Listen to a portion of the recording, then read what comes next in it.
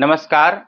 अब लोकतंत्र भाषणों से नहीं चलता, अब लोकतंत्र चलता है मोबाइल की उस छोटी-सी आवाज़ से जिसे टेक्नोलॉजी के लैंग्वेज में नोटिफ़िकेशन कहते हैं। एक मैसेज आता है, 1200 रुपए आपके खाते में जमा कर दिए गए हैं और उसी पल सरकार को लगता है कि जनता खुश है। जनता को लगता है कि सरकार दयालु है और चुनाव आयोग को लगता है कि सब कुछ निष्पक्ष चल रहा है। गजब का देश है। पहले नेता चुनाव से पहले सड़क बनवाते थे, अब सीधे खाते में पैसा डाल देते हैं, क्योंकि सड़क बनाने में 5 साल लग जाते हैं और खाते में पैसे डालने में केवल 5 सेकंड लगते हैं। और राजनीति अब तो स्पीड चाहती है। आज देश के कई राज्यों में महिलाओं के खाते लोकतंत्र की नई रणभूमि बन चुकी है। कहीं सम्मान के नाम पर पैसा आ रहा है, कहीं बहन के नाम पर पैसा आ रहा है, कहीं माँ के नाम पर पैसा आ रहा है। रिश्तों का ऐसा राजनीतिक परिवारवाद शायद ही कहीं देखा गया होगा। सरकारें अब जनता को नागरिक कम रिश्तेदार ज्यादा समझने लगी हैं। और मजे की बात देखिए, जिस देश में सरकारी अस्पताल में दवा नहीं मिलती, वहां मोबाइल पर मैसेज जरूर मिल जाता है। जहां स्कूल की छत टिपक रही है, वहां बैंक खाते चमक रहे हैं, क्योंकि आजकल विकास दिखाई नहीं देता, क्रेडिट सक्सेसफुली में सुनाई देता है। दिल्ली, नोएडा, मुंबई के न्यूज स्टूडियो में बैठकर बहुत से लोग इसे फ्री का आदत कहते हैं, लेकिन उस औरत से पूछिए जो महीने के आखिरी में चावल नाप कर पकाती है, उसके लिए ये 1000 रुपये कोई राजनीतिक रिश्वत नहीं बल्कि रसोई का ऑक्सीजन सिलेंडर है। उस पैसे से गैस भरवाती है, बच्चे की कॉपी खरीदी जाती है, बूढ़े बाप की दवाई लेकर के वो आती है। और दिलचस्प बात यह है कि सरकारें महिलाओं को पैसा इसलिए दे रही हैं क्योंकि उन्हें भी पता है घर में सबसे ज्यादा ईमानदार वित्त मंत्री वही होती है जो खुद चप्पल टूटी पहन लेती है लेकिन बच्चे की फीस भर देती है। पुरुष को पैसा दीजिए तो अर्थव्यवस्था कभी-कभी पान की दुकान तक चली जाती है। महिलाओं को दीजिए तो राशन के दुकान तक चली जाती है। इसलिए अर्थशास्त्री इसे कंजम्पशन मल्टीप्लायर कहते हैं, लेकिन राजनीति इसे वोट मल्टीप्लायर कहती है। और ये भी सच है कि इन योजनाओं ने गांव की महिलाओं को बैंक तक पहुंचाया है।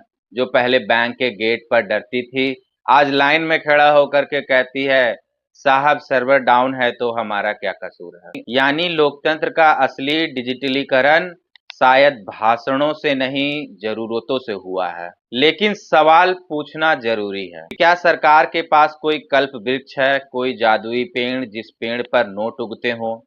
क्योंकि जो पैसा सरकार बांट रही है वो आसमान से तो गिरता नहीं, वो टैक्स से आता है, कर्ज से आता है, यानी जनता का ही पैसा जनता के जेब में घुमा फिरा करके दे दिया जाता है।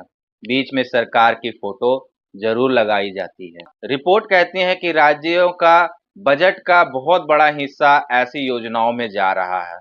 अब सोचिए, अगर खजाना नगद बांटने में खाली हो जाए तो सड़क कौन बनाएगा, नहर कौन खोदेगा, सरकारी स्कूलों की दीवारें कौन रंगेगा? शायद अब सरकारों को लगता है कि सड़कें जरूरी नहीं है, क्योंकि जनता जनता गड्ढे में गिरेगी तो अगले महीने खाते में 1500 रुपए डाल देंगे।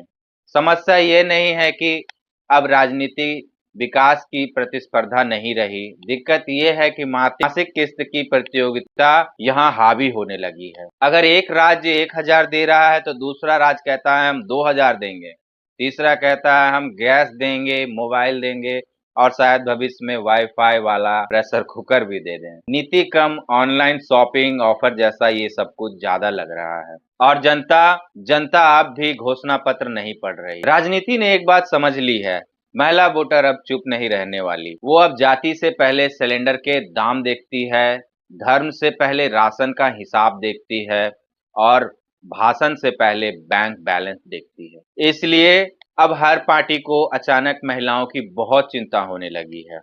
जो नेता 5 साल तक महिला सुरक्षा पर चुप रहते थे, वो चुनाव आते ही सम्मान, सम्मान, सशक्तिकरण, आत्मनिर्भरता जैसे शब्दों से प्रेस कॉन्फ्रेंस सजाने लगते हैं। और मजे की बात देखिए, किसी ने ये नहीं कहा कि हम ऐसी फैक्ट्री लगाएंगे जहां महिलाएं सुरक्षित नौकरी कर सके। किसी ने नहीं कहा कि ऐसा स्कूल बनाएंगे जहां लड़कियां मुफ्त स्किल सीख सके, क्योंकि स्किल देने में समय लगता है। लेकिन पैसा भेजने में सिर्फ एक सर्वर चाहिए। यानी महिला को इतना मजबूत मत बनाइए कि वो सवाल पूछने लगे, बस इतना दे दीजिए कि वो अगले महीने तक शांत हो जाए। लोकतंत्र धीरे धीरे नागरिक नहीं लाभार्थी पैदा कर रही है, और लाभार्थी अक्सर धन्यवाद देते हैं, सवाल नहीं पूछते हैं। तो सवाल यही है, क्या ये योजनाएं महिलाओं को मजबूत बना रही हैं या उन्हें सरकार पर निर्भर बना रही हैं? क्योंकि मदद बुरी चीज नहीं है, गरीबों का सहारा मिलना चाहिए। लोकतंत्र धीरे धीरे नागरिक नहीं लाभार्थी पैदा कर रही है, और लाभार्थी अक्सर धन्यवाद देते हैं, सवाल नहीं पूछते। तो सवाल यही है कि क्या ये योजनाएं महिलाओं को मजबूत बना रही हैं या उन्हें सरकार पर निर्भर बना रही हैं? क्योंकि मदद बुरी नहीं है, गरीब को सहारा मिलना चाहिए, महिलाओं को आर्थिक ताकत मिलनी चाहिए, लेकिन हर समस्या का हल सिर्फ खाते में पैसा भेजना नहीं होता। तो फिर सरकारें स्कूल क्यों बनाएंगी, अस्पतालें क्यों सुधारेंगी, रोजगार क्यों पैदा करेंगी? फिर लोकतंत्र सिर्फ एक ऐप बन करके रह जाएगा जहां हर महीने नोटिफिकेशन आएगा, प्रिय नागरिक आपका लोकतंत्र सफलतापूर्वक क्रेडिट कर दिया गया है। और शायद उस दिन सबसे बड़ा नुकसान पैसे का नहीं होगा, सवालों का होगा। क्योंकि जिस दिन जनता सवाल पूछना छोड़ देती है, उस दिन सरकारें जवाब देना छोड़ देती हैं। आज के लिए बस इतना ही। पढ़ते रहिए, सोचिए और सबसे ज़रूरी सवाल पूछिए।